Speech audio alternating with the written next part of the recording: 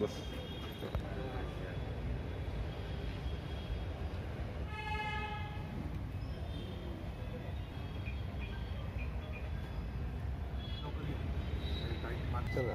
जा आता.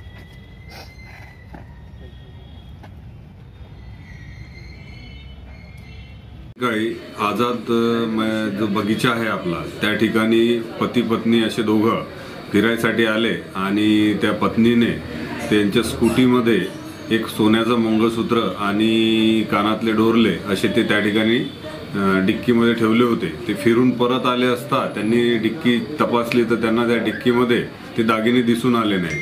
ते तिथून घरी गेले आणि त्या महिलेचा जो भाऊ आहे, भावाचं नाव राहुल आहे, त्याला त्यांनी पोलीस स्टेशनला पाठवलं रिपोर्ट देण्यासाठी.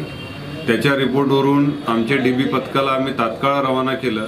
आझाद मैदान बगीचा आणि इतर ठिकाणी शोध घ्यायला लावला. तसेच सोनारओळीमध्ये त्यांना शोध घ्यायला लावलं असता सोनारओळीमध्ये एक संशयित इसम त्यांना दिसून आला.